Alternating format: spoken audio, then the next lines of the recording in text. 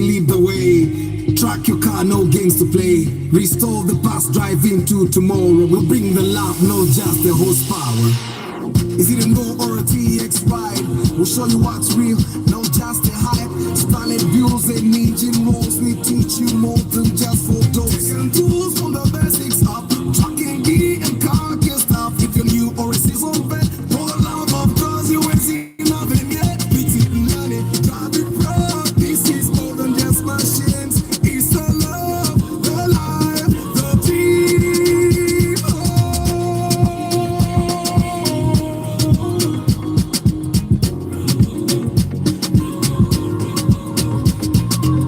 For the love of cars, Uganda we roll. From dusty road to beams of patrol. With your steams we break it down, helping every driver in the town. For the love, for the love, for the love of cars, Uganda.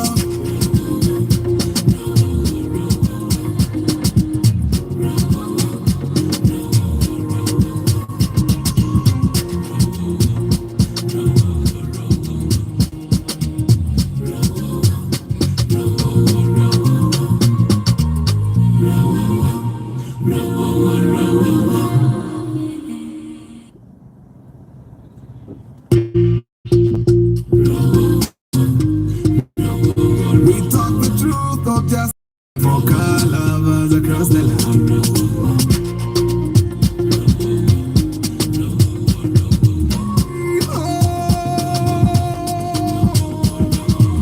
For the love of cars, Uganda we roll. From dusty road to beams of patrol. With your steams we break it down, helping every driver in the town. For the love, for the love, for the love of cars, Uganda. Welcome to the road, and where rubber meets the soul. For the love of cars, Uganda. On the streets, the story's right. All the new, the shine we bright. Toyota, Nissan, Benz, or Mazda, we break it down, no propaganda. Every papa's got a tell. Village right to city scale. We talk the truth, not just a brand. For car lovers across the land. For the love of cars, Uganda we roll. From dusty road to beams of patrol. With your steams we break it down, helping it on. For the love, for the love, for the love of cars, Uganda. Pre-purchase checks, we lead the way. Track your car, no games to play. Restore the past, drive into tomorrow. We'll bring the love, not just the horsepower. Is it a no or a TX ride? We'll show you what's real, just a hype. Stunning views and engine rolls. We teach you more than just photos and tools from the basics up. Trucking gear and car gear stuff. If you're new or a seasoned vet, for the love of cars you ain't seen nothing yet. Beat it and learn it, drive it proud. This is more than just machines. It's the love, the life, the team.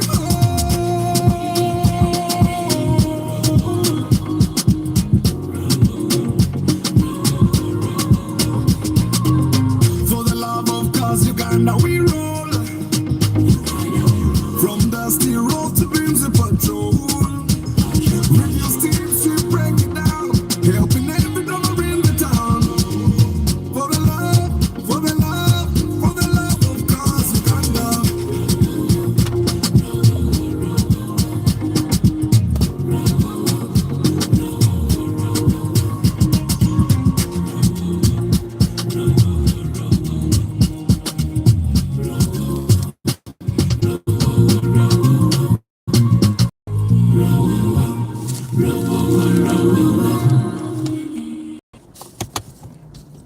Don't you want me?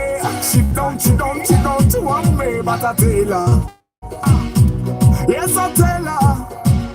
Rancho nimbo nimbo nimbo nimbo ninza ai. Rancho nimbo nimbo nimbo nimbo ninza ai. Rancho nimbo nimbo nimbo nimbo ninza ai. Rancho nimbo nimbo nimbo nimbo ninza ai. Girl you my number one. Guasoka na kugamba na good yo mako bagwa. I tell you that but you don't care. You don't give a damn, you don't dare. My number one girl, you rule my world. You took my heart, never a part, but you made me beg. You made me beg. Every time I come over, you make me beg. But why? Why? But why?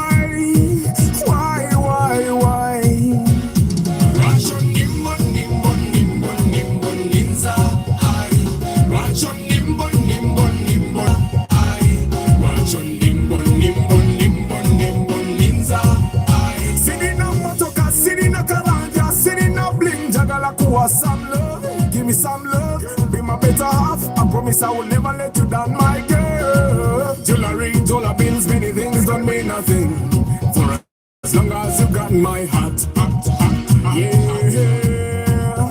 Now you want your number, come on, Wally. Sikumanyi mulungi nchakwetegereza. I'll say yes, I'll say no, I'll say baby let's take it slow. You are my number one girl, you rule my world. You took my heart, never a bad patch. Make me big, you make me big. Every time I come over, you make me big. But why? But why?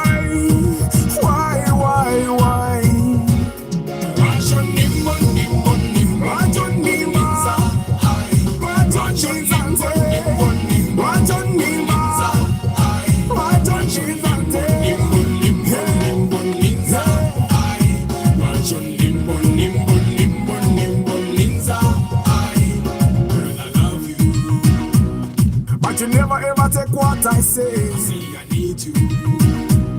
But you do what you do ever again. You rock my world, it goes around and round and round.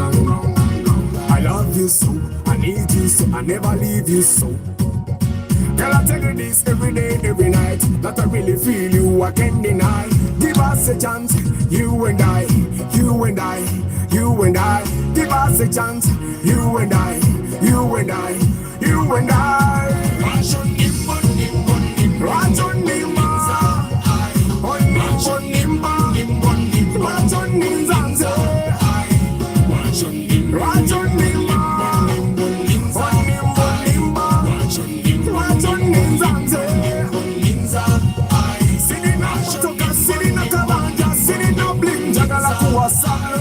Give me some love, be my better half. I promise I will never let you down, my girl.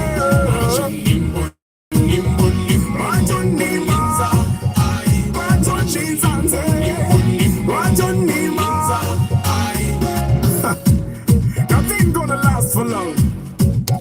Time does not wait. Okay, man.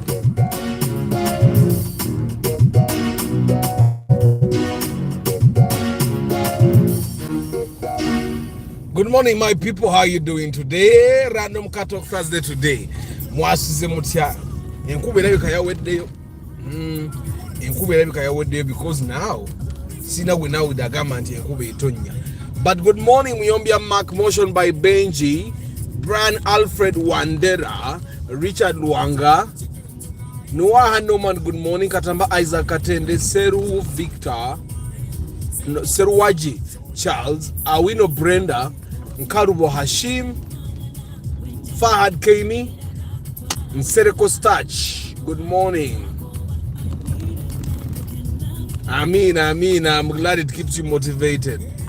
Yusuf Magala, good morning. Samuel Ntale, Luwemba Roger, Lawrence Omule, and K. Jovan. How are you? Mwasuze mutia.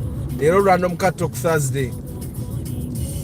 I hope you guys had a good night. Neno mubagai orabe ifonga bino. Ifonga bino muntu aleta duka nnyo. When you're driving in places like this one, I find that you can never be too calculating. But also on Sunday there is a guy from UMI that died. He came from UMI and he was crossing the road. The guys that don't Ginger Road, right opposite Toyota Uganda, yeah? There. Kati, there is a zebra crossing opposite Chint. There is a zebra crossing there. And that zebra crossing is meant to serve the students from UMI. These are mature people, yeah? So Antubakuru. But the flow of traffic along that place is too fast. not just kati omulabo wa hariyeyo abadde adduka nyongoloza alina gy'alaga okitegeera naye wuuyo andi maaso nze nvuga mpola yadduka nitalina gy'alaga nze bwe mpisa bwentyo nga bw'ayisiza ebyekisiru mba mpisa buli omu kubamba mu bwangu, but of course we learn too late. So the guy was knocked, I think on Friday. I read it on Twitter. He was knocked on Friday. A border knocked him. He got up. He don't want to pray singaji kutebo bimulabe.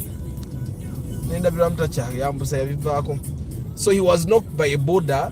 He got up. He did not feel any pain. He went to police and even made a statement. And you know how borders can be. Our border is over Yadukanava now. Then he went to a clinic. He was checked and they said he had no problem. So on Sunday, he woke up not feeling very well. He decided to go to Mulago Hospital. The doctors checked him and they said he had a blood clot in the head. And that very evening he died. That very evening he died, and may his soul rest in eternal peace. Paul Zema VIP, good morning. Travel Life Vlog, good morning. So he died. For me, I greatly want to think that he died because God wished him to die. But having the kind of faith that I have, because with the kind of faith I have, I either have faith or I don't have faith at all. The faith that I have is that God would not wish any of his people to die. Like God created us, like any parent would never wish their child to die.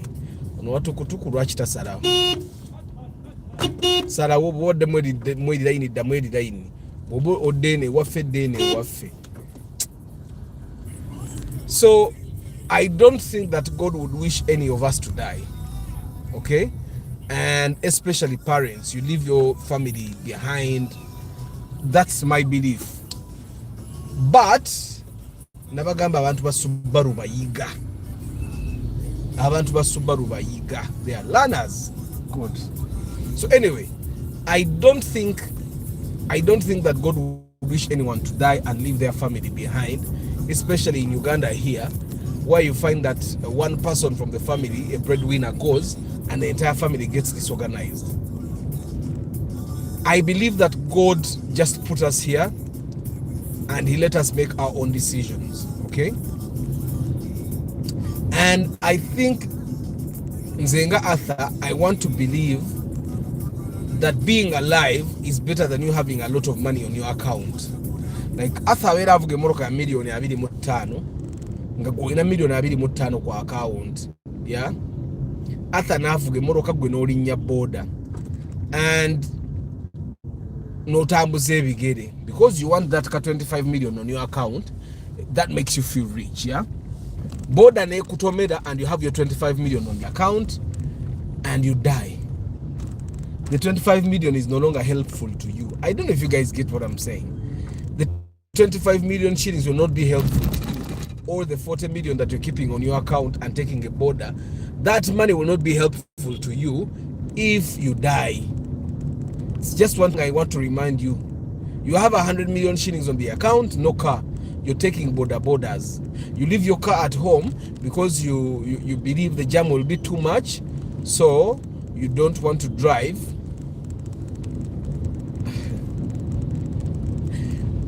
Personally, I've never seen a business in Uganda that is worth taking a border for.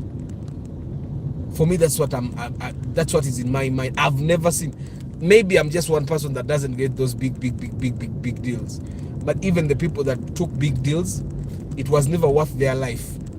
Because eventually, when I take an ICU, whichever amount of money you're going to make from whichever deal that you're taking the border for, that money will go. The ICU will take all that money, and eventually you realize that it wasn't worth it. I don't know if you get what I'm saying. So buy yourself a car today, okay? And when you buy a car, drive it. Drive it. Don't take a border anymore. I've told people, one of the guys that we bought a car for his mother, he was there. He said, you know what, Arthur, I have a message last night. Arthur, you were right. I've been driving my mother's car now. I don't even want to go back to a border. He has a motorcycle himself, but he says that and I told him, you want to get used to a car because that's how you are. I think he has gotten like multiple accidents, he told me. And I told him, send us ogula mpichi million or mukaga ofunayo to study it the way yagala. So get yourself a car, guys. Border borders are very, you see, we live in a country where border borders are untouchable. The government fears border borders, yeah? And because they fear border borders, the law does not apply to border borders then. The law applies to only us, car drivers. The border borders, and also the border borders are full of uneducated, illiterate, uncivilized people. Now, I know some of you guys have relatives that are driving border borders. I know some of you guys here do border borders, but you also agree with me. Border is full of uncivilized people. You know that. I don't need to tell you. Abantu abatali civilized, abantu abatali educated, abantu abatali illiterate, abantu abatayagala kuyiga bajjudde mu border. We can try to change their mindset one at a time, but there are too many. And I think every day there are about 1,000 border people that enter border borders because bazeewola, and it's the only job that the government left. Tewali mirimu mirala government gyereta girimu. Emirimu government gyereta gya factory gye bawa abantu niso 15,000 buli lunaku. Like a person 15,000 sola zisurvivingirako gwe ng'omuntu. You can't. Egyo emirimu giba gy'aba student. Kati akola mu kifactory emyezi 2 n'agamba wayi kangende neewole piki ngira nvuga boda. Okitegeera So najja n'avuga boda, tamanyi bwe bagivuga kasali yayiga okusimbula, tamanyi mateeka ga kkubo. Okitegeera. And because there are many, they have solidarity. They will kill you. You dare touch one of them. So they have that. And there are too many, the government fears them because they are voters. It will take another president to make a change. So once we understand that, I think when you're crossing the road, you should be more scared of a border than of a car. Nzenga athamvuga moroka, but I fear borders more than I fear cars. Even in my car, I fear borders more than I fear cars. Why? Because the people that drive cars have gone through a certain level of training. They are scared of traffic. They are scared of getting locked up and stuff like that. They are better people. Okitegeera. So musajja yafude kuba boda yamukubye si motoka boda yamukubye. And there are so many people that get border accidents and they don't die immediately. They probably die like a month later, and because they died a month later, they are not recorded as accident victims or accident whatever. But there are so many people nga boda emukubye oba boda emutomedde and he dies a month later, ne batamuteka mu statistics za accidents because yafa later. Your police ya recording that the person got away with no problem. And ngoyo kati oteba mu recording nga yafude accident. Nenga yafude accident ya border. So guys, I would recommend you, and also guys, before you go do a master's course, buy a car. Masters mujiraba nze kya nemye n'okumala mbuzayo research naye research buli gwembala sente zinyina okuteekamu ngamba kanjira nja kusooka maliriza professional courses. Okitegeera kati one thing you guys need to understand, master's courses are too expensive. Kuba ogenda omala master's course ng'okitadde $7,800,000. PhD nagibalanga eneetagisa $15,000,000 ate nga yo nja gikola kuba balina okumpitako doctor. Na ye just PhD njikola kumpita doctor, sina nnyo kyenjagaza kumpitako doctor nti di specialist mu ekimu. But the point I'm trying to make is whatever level of education you want to attain, guys, make sure you don't go to a master's course nga toyina motoka. Don't go to do masters nga toyina motoka. Why? It does not make sense for you to do a master's course, pay for yourself, nga n'omulimu gw'okolerako masters tegugenda kuwa sente zi maintaining a motoka. I know people that have done masters nenga bazikoze on bursary baze bali scholarships nga asomedde bweru omuntu bw'asomera ebweru bamusasula nga bw'asoma okitegeera kati oyo omuntu ne bwakola masters nga talina moroka ali bweru where it's safer. Wano mu Uganda, me I encourage all my family members to buy cars. Kyemva mula mto wange namuwe moroka yevugi bwana agule yenge yanga ajinziriza okitegeera. That's the agreement we have.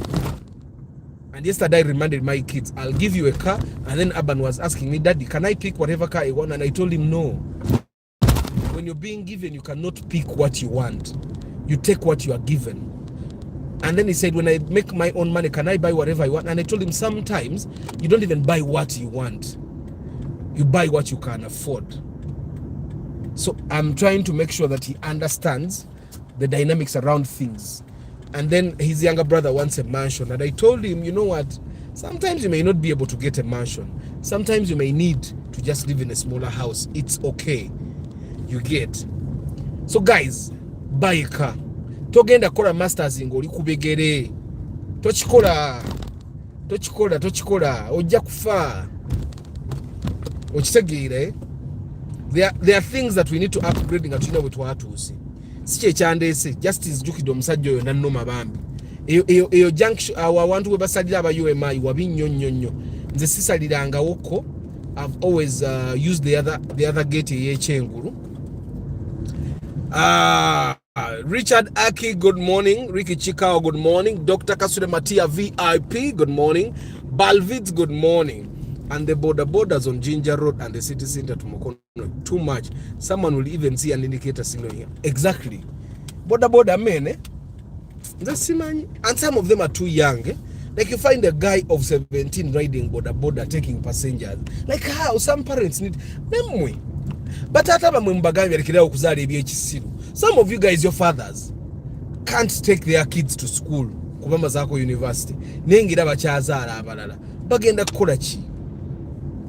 There are parents that have seen omwana ine myaka 12 amuyigiriza piki. Amutuma genda oletera ebintu. Omwana w'emyaka 12 alina kuba wakanga azanya. Alina kuba wakanga azanya. Let's normalize the normal. Let kids be kids. Let kids be kids. Feba tugamba nga abaana tebasiba abali abasibanga ku video game bali mu URA. Bibali mu URA because when they were supposed to be children, they were children. When they became young people, teens, they lived a teenage life. They learned how to use computers, how to install softwares, and stuff. And then when they went to university, they went to university. And after university, they knew now I have to apply for a job, because their parents guided them. Kati abazadde abamu ifo kyo guidinga abaana bo balowooza mwana kayige boda, omwana kayiga ovuga emmoroka anaavuga taxi, anaavuga loole, ebyekigwagwa. Abazadde batandise to pick up the habit of taking kids for technical schools. We have a lot of technical people already. Ababazi, bamakanika, there are too many. For the guys that have cars, you have been to garages and you see them seated around there without work. We need more people that think. We need more thinkers in Uganda, because clearly our government is not full of thinkers. Those guys don't think. Bonna bali ku ground. Kati abantu abali ku ground batumala. Abaana tubayigiriza okulowooza, because that's what we need, thinkers in Uganda. We don't have thinkers. We don't. But anyway, it's just a guy here. Nimekaso Patrick Asiko, good morning.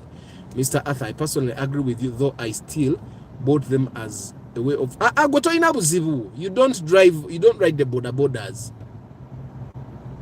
You don't ride the border. Tumusime Enos high. Guys, you can own a border, give it to someone to ride and give you money, no problem. Own borders as many as you can, give them to people to give you money. Yeah? I find no problem with that. For me, I find the problem with someone that could actually buy a car. If you can't afford to buy a car, it's totally okay. Suffer there, but then work towards getting a car, because it's very important. Some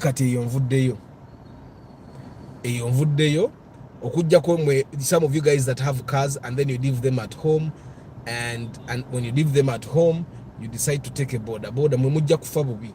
I am telling you, I've seen people that left cars at home and took bodas. They die badly. Accident kufa. People that leave cars at home and take coasters and take buses and take taxis. Accident kufa. You're not equipped to be in public transport. Katinze. Mama Ban was telling me sometime ago, was it yesterday, but one Nyangamba mbunze nsare kubo msaranga minister nangamba toina kusara kubo, and she has been telling me that since a long time ago, since like 2013, because I've been driving cars since 2010. So she has been telling me for a very long time nanga nego hani tomanyi kusara kubo bajja kutomera okitegeera tebantomeranga ko. I'm lucky,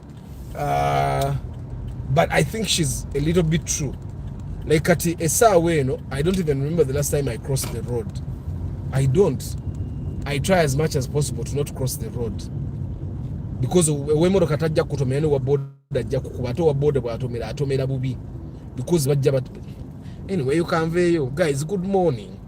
What about bikers with bikes? It's okay, you can ride your bike. Guys, have you seen bikers? Have you seen them talk?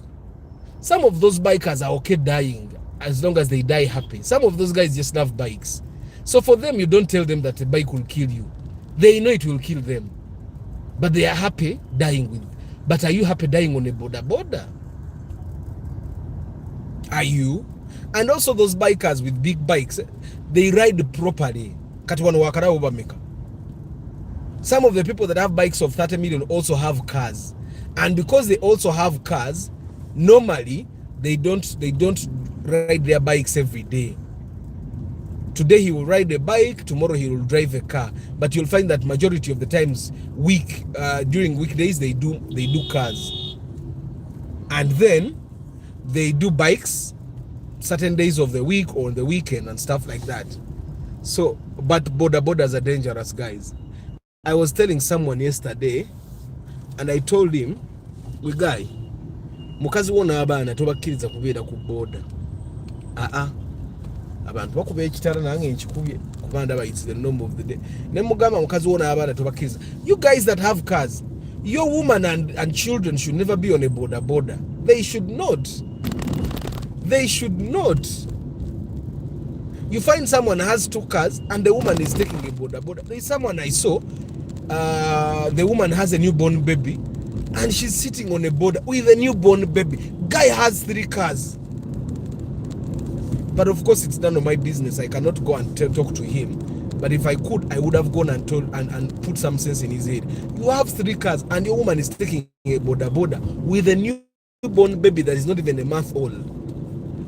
Tuzo mukazi mu moroka oba muvuge oba mufunde driver. Come on. Eyo tuveyo. Some of you guys learn the hard way. Me, I don't want to learn the hard way. A moroka bwe kuta kale well and good. At least you have tried to protect yourself. But guys, good morning. The Bajaj Arthur is gonna pay my rent. The Bajaj is buying partly the machine for my company. I go to Inabuzi Yusuf Minaj. Good morning. Chiobio Alex. Benon Kakoza, good morning. The traffic light was not supposed to be there. Uganda Bagamba.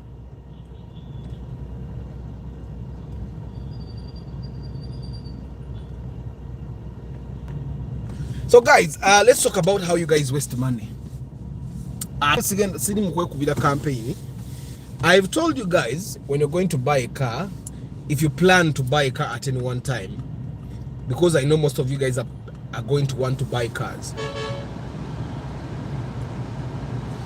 I have told you guys to try as much as possible to save your money. I've been getting texts from you guys, and some of you guys send me the cars you bought, which is still okay. The problem is you spend money the wrong way. I don't know if I've talked about this enough. Guys, looking at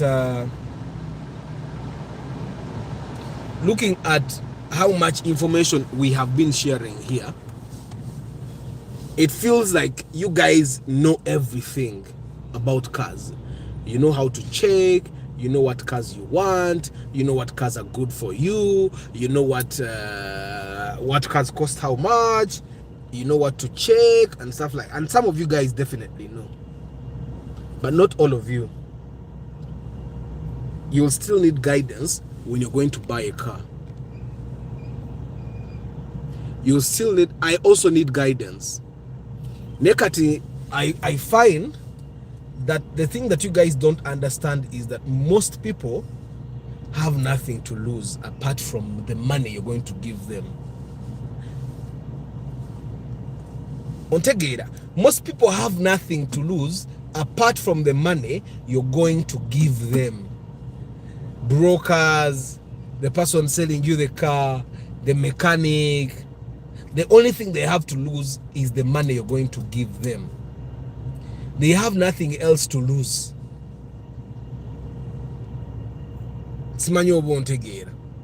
And this is something that we all forget, especially when we want to buy a car. I've seen there are people that have bought cars na aguranga aguze bulungi ngemazima.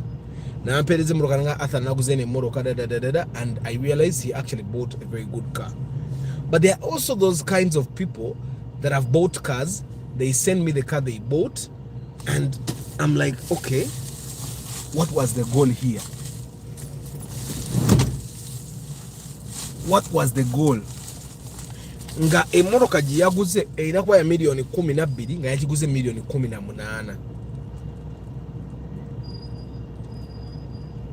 Guys, there are cars, waliwo emoroka nga ne bw'onooba okola otya,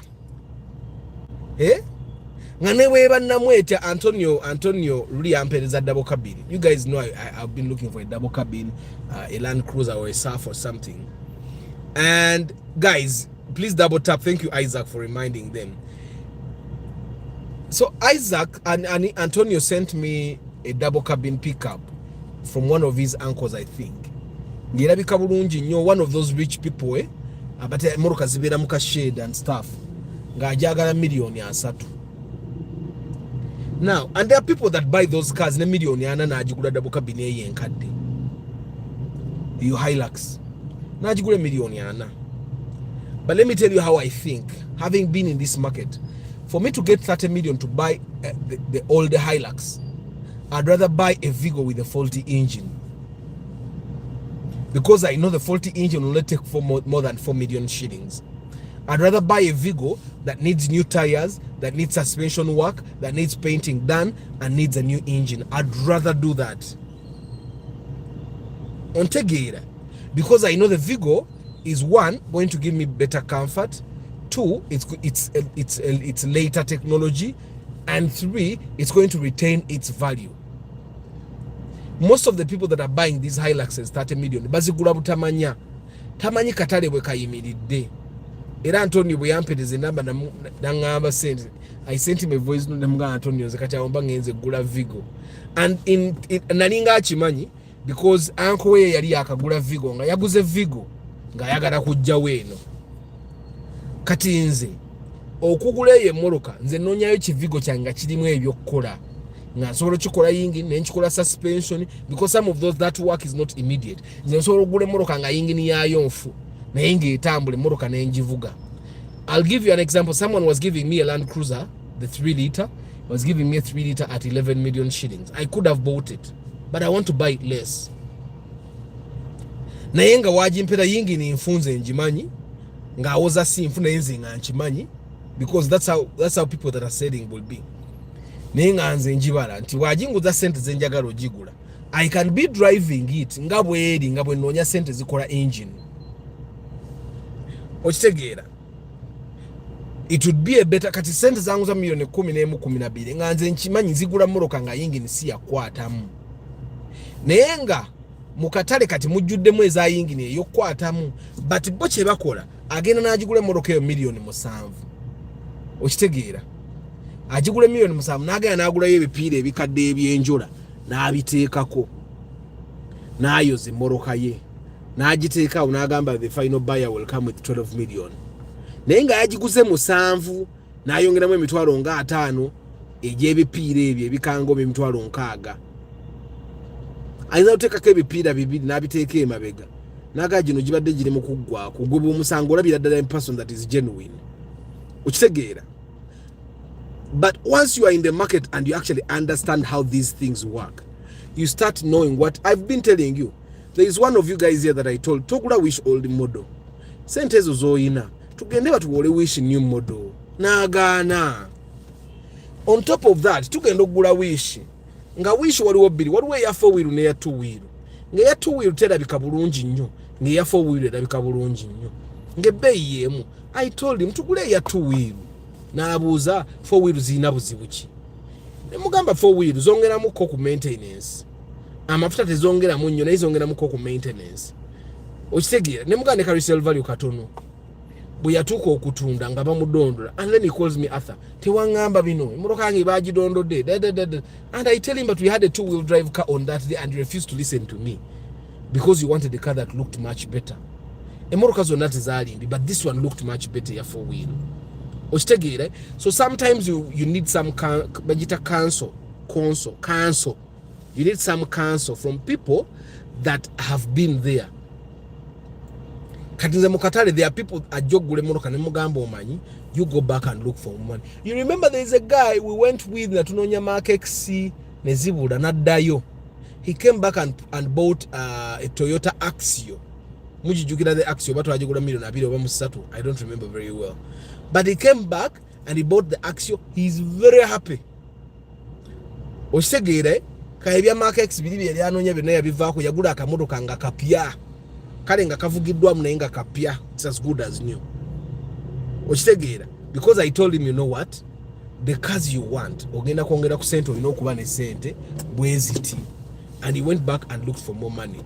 There is a guy that I've been engaging with. He wanted to buy a Wish or Noah outside the bond. I told him, you know what? Because I got a kanika. So I told him, the thing you're going to do, kanika good deal. Just a moment.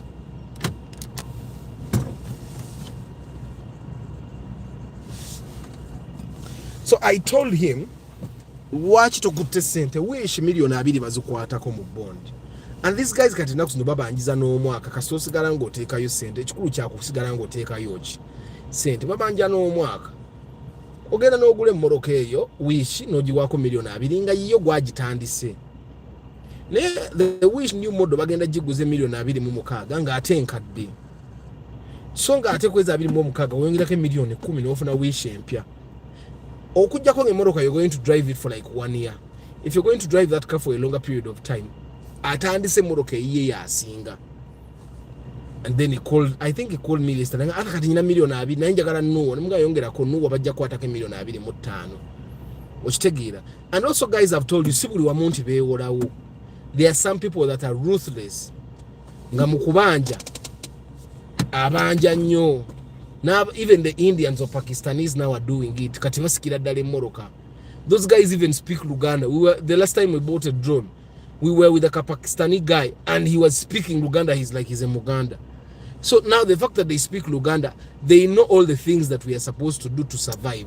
So they have also learned where they need to pass to be able to pull your cars. Okitegeera. Then probably the other thing that you miss out when you don't get guidance. You remember the gentleman I told you about, the Subaru Impreza we bought, the 2016 model. I found the guy in a certain bond, one of those expensive bonds, buying a 2012 model at 38 million shillings. And he was okay buying a 2012 model at 38 million shillings.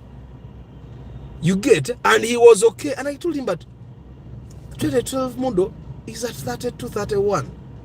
I even told him there is a time we bought it at 29. Nenga tayagala kumpuza because he did not want to move. The only thing that got him to move was me challenging the salesperson wa bond yeyo na akube simu nga 2016 bagitunda 34 somewhere. Choka yeba muguza 2012 at 38 at 35. 2016 jibali muguza 38. But you can imagine someone buying a car that is being sold at 30 somewhere else nga jigula 35. Atenga tebasarako, for them that was their final price 35. I don't know if you get what I'm saying. So guys, you are wasting money. One of you guys bought a car at 45. The correct price is 40. Ne yajjanga ngaba atha nagenda nenkozesa magezi go.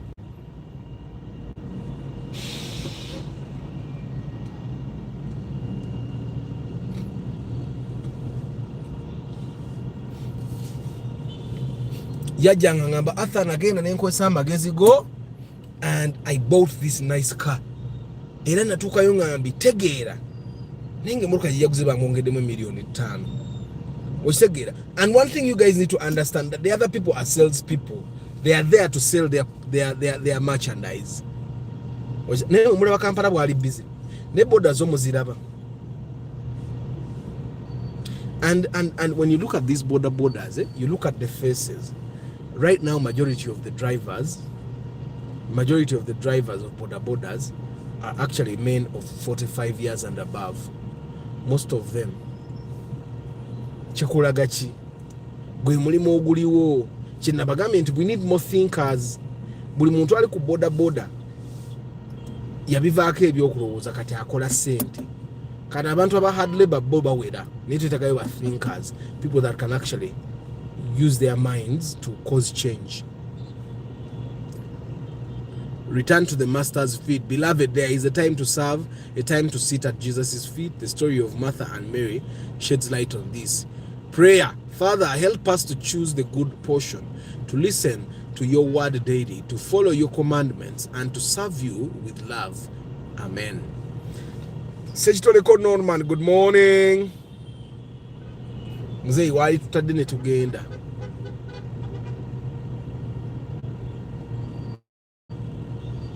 Oh guys, probably let me just make this clear. Someone was texting me the other time. My brother got me a car. I want you to look at it. And then he knows how much I charge for inspection. And he told me, Arthur, mine is just one car. FYI. Guys, whether it's one car, whether it's half a car, as long as you say Arthur Jango for the pre-purchase inspection, my charge will be 450,000. Which take it, right? And I received that money before I move. Someone called me today morning. Arthur, I engaged you. I don't even remember. Some time ago. But now I want you to come and check this car out. I've told you guys time and again, don't have one option. The moment you're ready to buy a car, don't have one option. That one option you get is going to force you to want to get someone that is cheap to come and inspect your car. Olumuna ya inspecting akugambe gula. Ngakulaba toli willing kutambula. Some of you guys don't want to invest. You need to invest the entire day. If it's today, manyanti that the entire day is going to be invested in looking for a car. The entire day. Julia Sengova, good morning. Aijuka Blair, good morning. Felix Ariatungisa, good morning. How is Kabale? I think I've been to Kabale twice. Twice, yes. The first time I had gone to a friend of ours. That is in 2011. A friend of ours lost their mom. So we went for burial in Kabale. And then the second time I was in marketing activities. So I drove all the way. That's around 2018. I was driving a Vitz at that time, and that's how I went to Kabale. Each border you see reports 12,000 per day if it's a bit old, and if it's new, it's 15K per day. So yours gives you 200,000 per week. After, if I have 40 million, can I get a new tipper elf from the bond and pay the balance in installments? Yes, million anase wazikwa atako.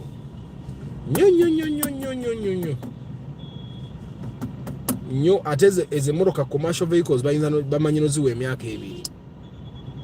Bukasitosigala nga buli mwezi oteekayo ki? Nga buli mwezi oteekayo sente.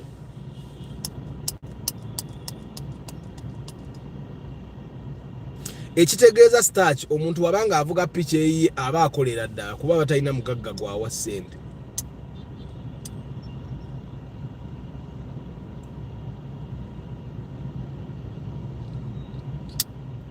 So guys, let's stop wasting money. I know it's your money, and some of you guys be satisfied with the things you buy. Now I look at them and I wonder, okay, how did this person like what made you think to buy this thing? And some of you guys be there saying, Arthur, but I'm buying my car, I'm not going to sell it. You will sell. You will sell. It's important that you make the right decision when you're buying. You will want to sell.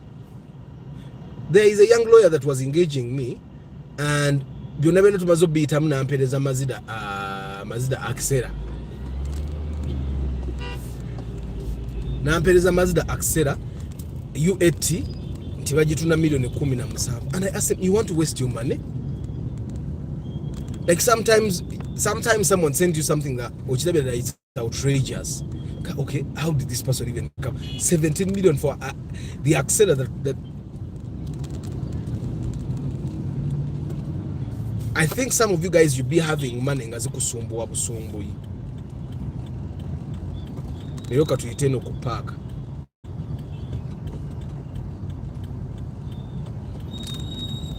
Like there are some of you guys, it's not about even you having more money than me. You don't even have more money than me. We have the same amount of money. I should be the one advising you. Nadera kubiyogule moroka. Tulia otwenkana.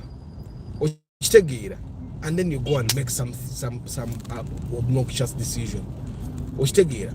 Right now someone is going to go and buy that seat. UBN that one. There's someone that's going to go and buy that UBN, yeah, at 20 million shillings. Lwachi kubata yagala bamubanje milioni 10. Nenge moroka jagule limyaka ena BN ate clearing evugiddwa bubi. Nenga yagamba atanza abiri genyina lwachi sagala mabanja. Ngale numka lwachi togenda ne bakubanya n'ogule moroka nga gwaje etandikide. Some of those things should be very easy for you to make decisions. Ochitegera. You know, they have been saying abagaga bonna balina amabanja. Teri mugagga go batabanja. Ne you need to understand that abantu abamu obugagga babulabira ku properties ezi omuntu zalina. Nti gwe buwono otyo kubanja ku mmoroka. Ogenda kwesanga nga oguze mmoroka enkadde nnyo. Olwokuba otyo kubanja. Okitegeera. Ate because you're not a mechanic, emmoroka enkadde nnyo ejja kumenya. And that way you're wasting still money. Katatenga sente zoyo nonina mwene mmoroka. I told you guys, regardless of what, any old car you buy will end up at 15 million. Regardless of whatever is happening, any old car you buy, you'll end up spending 15 million to get it to a level where you want it. 15. I've done it, I've seen it. Chovura banabaga standard yange ya milioni 15. Atezo milioni 15 neze nateka mutezivaayo. But I know it's hard for someone to buy a car that is that old at more than 15 million shillings. I don't know if you guys get what I'm saying. But I'm telling you, regardless of what car you buy, you're going to end up at 15. Now, just imagine you buy a car that is in bad condition and you buy it at 12. Chitegeza, by the time you're done fixing it, you're going to spend about 25 million shillings. Over 22, around there. Because emmoroka ezo enkadde zonna okujja ng'ogenda kuvuga buvuzi, and there are people that just drive. But bw'oba ovuzeeko ku mmoroka ennungi ng'oyagala emmoroka eyo enkadde gy'oguze ebeere ennungi nayo ng'ogiguze milioni 6 ogenda kugwera mu milioni 15. Emmoroka ne bw'onoogigula milioni 3 ogenda kugwera mu milioni 15 ng'ogikoze bulungi 15. Kati the goal for you should be to understand the car I am buying, how old is it? Yetagachi. Abantu abamu tebabagamba bugambi mazima. Some people have bought cars at 8 million, 10 million. Agenda okukima izo giteeka mu byonna ng'emmoroka eri mu milioni 27. Ontegeera. But because they don't tell you, so you're going to waste money. Kati ekifo ky'okugula emmoroka ng'egenda kugula mu milioni 27. Lwaki tolinze n'osobola okugenda mu bondi oba ne bakuwola?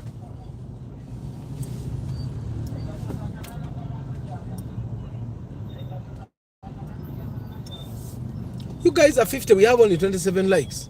Kamba with music. Give me at least 40 likes. Give me at least 40. not just a brand for car lovers across the land.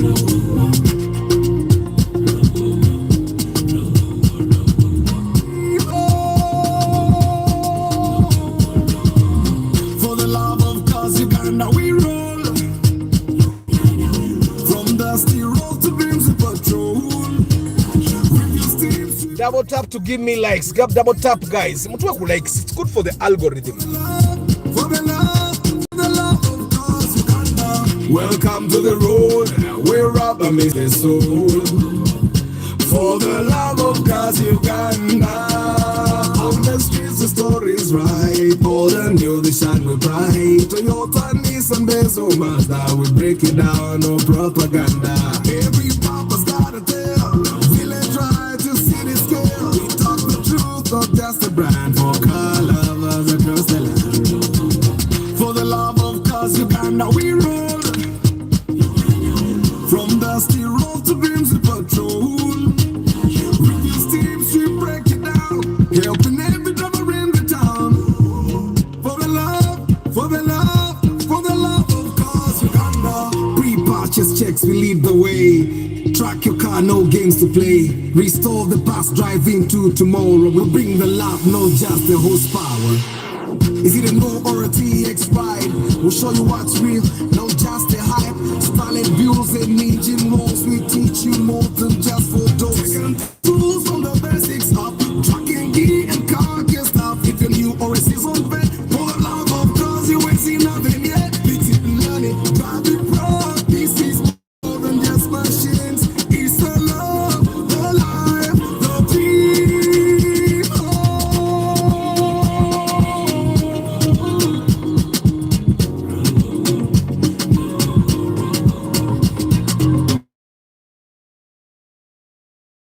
For the love of cars, Uganda, we roll.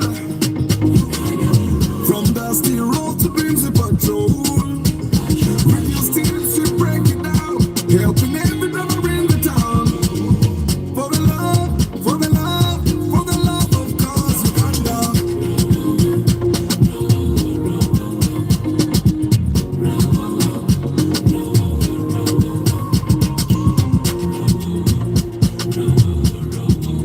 But I tell her, yes I tell her. Rancho nimbo nimbo nimbo nimbo ninza ai. Rancho nimbo nimbo nimbo nimbo ninza ai. Rancho nimbo nimbo nimbo nimbo ninza ai. Rancho nimbo nimbo nimbo nimbo ninza ai. Girl, you're my number one.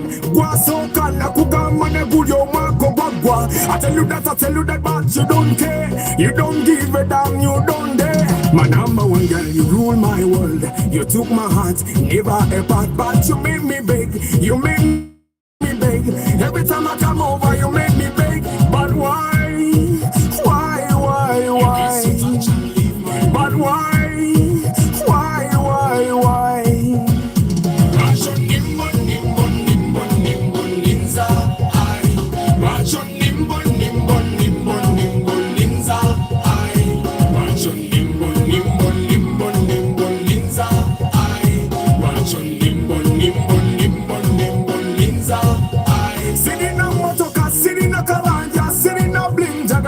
Some love, give me some love. Be my better half. I promise I will never let you down, my girl. Jewelry, dollar bills, many things don't mean nothing. For as long as you got my heart. Yeah. Naye lwachongamba koma woluli. Sikumanyi bulungi nchakwetegereza. I say yes, I say no, I say baby let's take it slow. You are my number one girl, you rule my world. You took my heart, never a bad part. You make me beg, you make me beg. Every time I come over, you make me beg. But why? But why?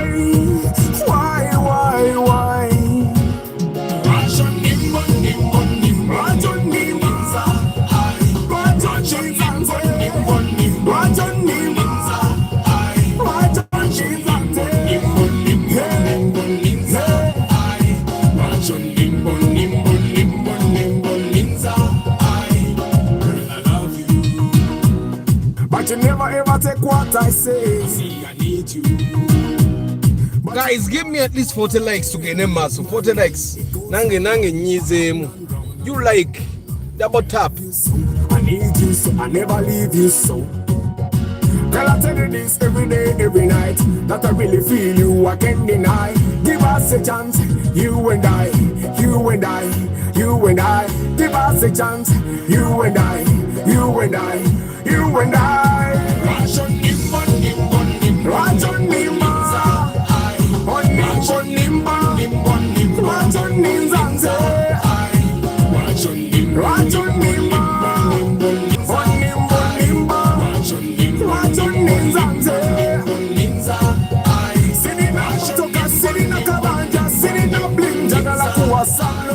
Give me some love, be my better half. I'm gonna some never let you down, my girl. Rajon nimba, Rajon nimba, Rajon nimba. That ain't gonna last for long. Time does not wait. Okay, man. Five likes to go. 5 likes to go. Give me likes. Double tap. Oba tuna double tappinga. Oba click the 3 dots in your right upper hand corner of this phone. Then the option to like will appear. Then you like.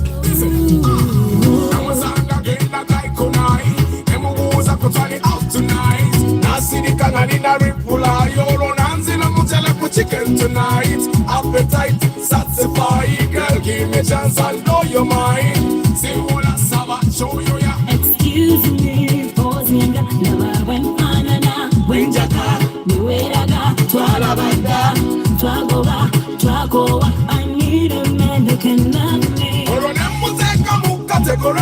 Hey, amade mu wario lavu. Love tisa sovereignty. Atete bula na penzi. We sorting, we loading, wona funo wrong coding.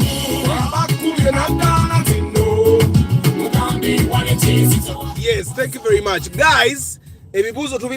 Tomorrow is Question Friday. You come and ask all the questions you have. But Yusuf Minaji yeka Mugambe 10 million, 13 million Grand Mark X, yes. Na mukade na yo name na mukade tezirabika. Mark X Mark Grand ujafuna bulungi nnyo gende we yagali. Sewa Aaron ngenda kuddamu encha health expert na enja kuddamu encha. Simon Shadrack, good morning.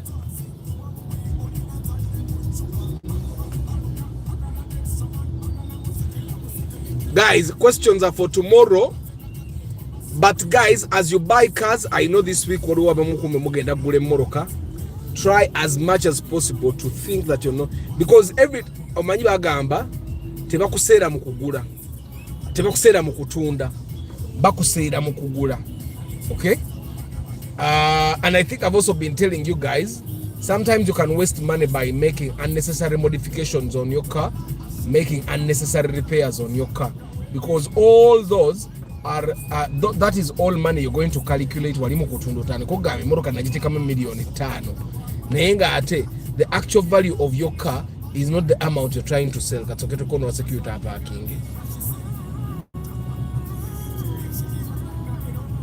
I don't know if you get what I'm saying.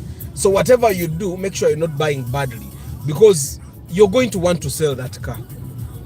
And at the time when you're selling, and some of you guys are buying cars that no one will want to buy from you. Ochitegera ngati bagira muza na gira muza. Ngago wasemba yo kugira muza.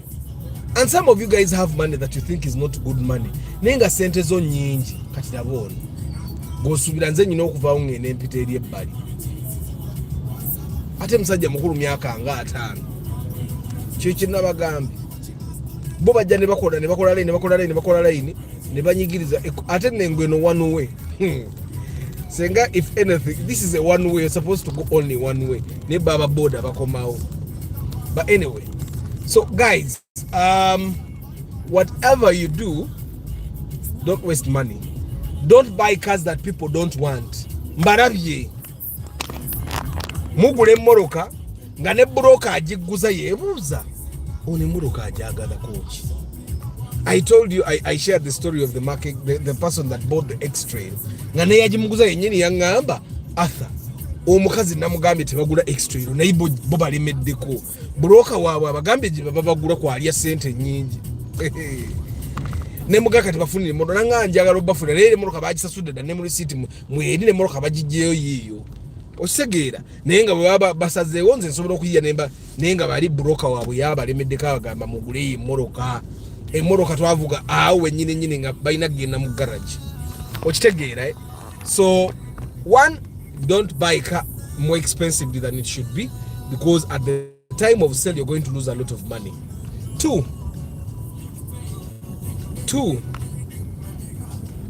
don't buy a car people don't like.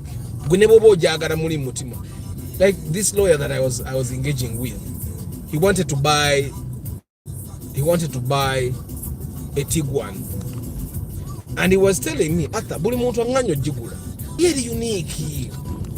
Bwe yamala okwagala okugula Tiguan nangamba kati waloneka Suzuki Swift yako nako kabinkolera.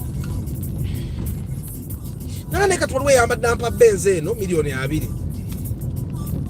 Yo yampereza Mazda bagida Mazda biche gye bagambye.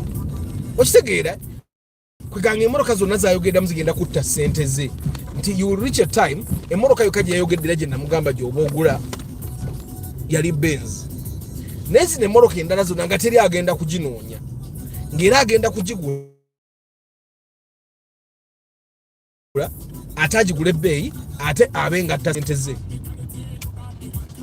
So guys nze mamaze olwaleero sinza kubazaako mukono because kyonna kyekiri sagala kuba bikalu nabatamba kuba ebikalu nalabika okwadde just olwokuba ekikalu ngaali okwadde nnyo.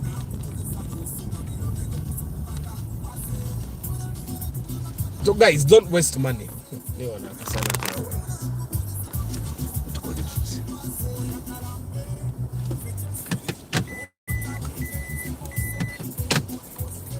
Njagala basiibula leero kiba kibuuzi tebiba bibuuzo ebibuuzo bya nkya.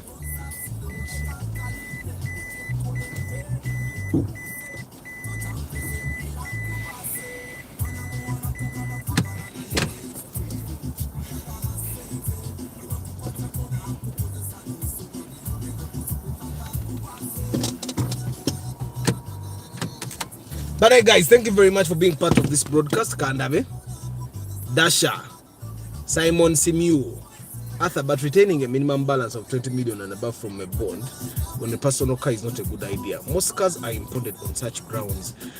Frank, cars are impounded if you don't pay. Cars are impounded. It's just that the people that sell cars don't always come out to defend themselves. But I can tell you, people don't pay. Gotoyinza agenda neweewola mmoloka nomala emyezi 3 okuva wagitwala nga toteekayo ssente omusajja n'atafuna idea kujja kuginona. You guys get what I'm saying? If you go and borrow a car, yeah, and I'm not telling you to go and get a car where you have a loan of 20 million. Like I've told you, you have 20 million. Instead of buying an old Sienta, yeah, that has been on the road for 4 years, go pay the 20 million in the bond, have a balance of 10 million. Okisegeera kuba Sienta ya million ya 3 mwemu. That's 10 million, 11 million. Better nako balance. Sente zogenda okwongera mu Sienta ene maze emyaka 4. Ojja genda ozigattagatta ng'eyagula eri akusinga.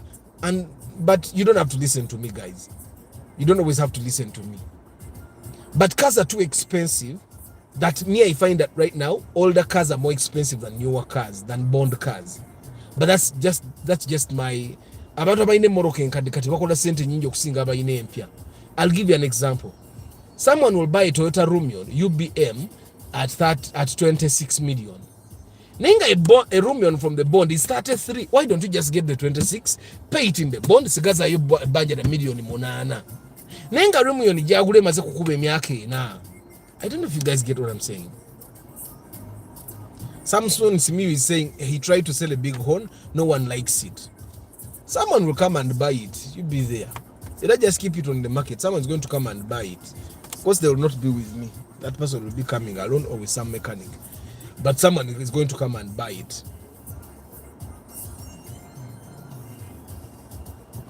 Guys, Kamba Sivuli. Miyombia Mark, motion by Benji, Brian Alfred Wandela, Richard Wanga, Nuwaha Norman, Katamba Isaac Katende Serwaji Charles, Awino Brenda, and Karubo Hashim, Fahad Kemi, Yusuf Magala, Samuel Ntali, Luemba Roger, Lorenzo Mule, K. Jovan, Paul Sema, VIP, Travel Live Vlog, Richard Aki, Ricky Chikawa, Dr. Kasude Matia, VIP, Council Patrick Asiku, Tumusime Enos, Ronald M. Kasendwa, VIP, Yusuf Minaj, Chiobyo Alex, Benon Kakoza, Tumusime Enos Nkumaze, Lamadudu, Oyo Aleta Verses of February Lunaku, Setoreko Norman, Aijuka Blair, Julia Sengoba, Felix Aria Tungisa, Katamba Isaac Katende, Health Expert, Simon Shadrack, Sewa Aaron, Dasha 256, Eddie Aniku. Eddie Aniku Agama, that means if the wallet tells you to have you postpone. No, there are cars you can buy. Like I've told you, you can even get a Mark X of 10. The problem with you people is that when you want to buy a Mark X, now you remember your friend's Mark X that was new from the bond. You want to buy a Mark X of 10 million that looks like the other Mark X that came from the bond. That's where you guys have a problem. Once you understand that I'm going to buy a Mark X of 10 million, it has been on the road for probably 10 years. It's not going to look as new as the other one. Chechiba Sumbua. Osegeda, you need to understand the kind of car you're buying, how much it's costing, and how good it's going to be. Ontegeda, once you don't understand that, you're going to struggle. Inze. Bwemangule moroke nkadde manya chiche nonya. Osegeda, nesepanka kugula moroka ngate, because that's why people are buying Mazdas. The Mazdas look good always, but they are problem. Eyembozi katujongedeko encha. Jose Amande, thank you very much. K. Jovan.